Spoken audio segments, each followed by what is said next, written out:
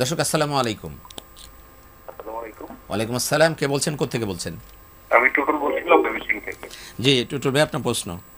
জি, আমার প্রশ্ন হচ্ছে যে আমি নিজে একজন ব্যবসায়িক মানুষ, যে মানে শতকরা কত পার্সেন্ট লাভ করলে এটা হালাল হবে আর কত পার্সেন্ট লাভ করলে এটা হালাল হবে না, হারাম হবে, সেটা তোমার জানতে চাচ্ছিলাম।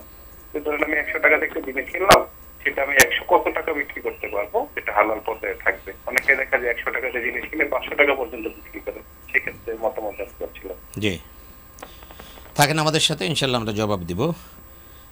টুটুল ভাই ময়মনসিং থেকে, উনি একজন ব্যবসায়ী মানুষ।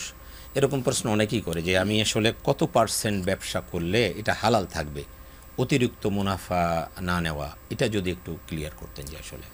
জি আলহামদুলিল্লাহ। আসলে ব্যবসাটা আল্লাপাক হালাল করেছেন, আহাল্লাহুল বাই ওয়া হাররামার রিবা।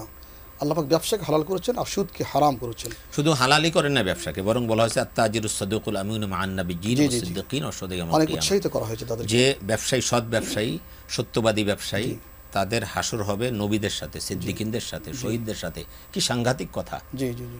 বিশাল মর্যাদা তাদের, যদি তারা সততার সাথে ব্যবসা করে। জি, কত তো পার্সেন্ট লাভ করলে উনি? জি ভাইজান, আসলে ব্যবসা করলে আপনি কতটুকু লাভ করবেন, কত পার্সেন্ট করবেন, এমন কোন কথা শরীয়তে আছে বলে আমাদের জানা নাই, সুনির্দিষ্ট নেই। তো যেহেতু আমার শরীয়ত একটা বলছে খায়রুল উমুরি আওসাতুহা, একটা মধ্যম মান আপনি নির্ধারণ করবেন যাতে করে জুলুম না হয়, আপনি ক্ষতিগ্রস্ত না হন। কতটুকু করবেন এটা আপনার উপরেই, বাজার দর দেখবেন যেন জুলুম না হয়।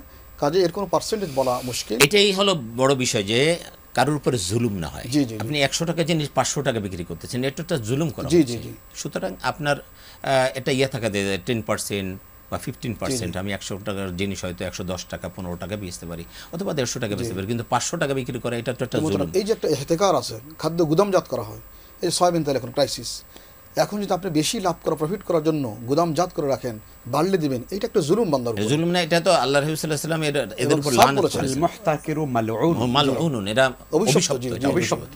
এবং বলা হচ্ছে যে ব্যক্তি হেতেকার করবে 40 দিন, আল্লাহ পাক তার নামাজ কালাম কবুল করবেন না। মানে কঠিন কথা মানে বলেছেন। 40 দিন যদি কেউ এভাবে আটকায় হ্যাঁ। রাখে, মানে মানুষকে হ্যাঁ, কষ্ট দেওয়ার বাজার জন্য। যদি ক্রাইসিস হয়ে যায় বেশি প্রফিট করার জন্য, কাজেই এই ব্যক্তি আল্লাহ পাকের কাছে কোনো তার ইবাদত কবুল করাতে পারবেন না।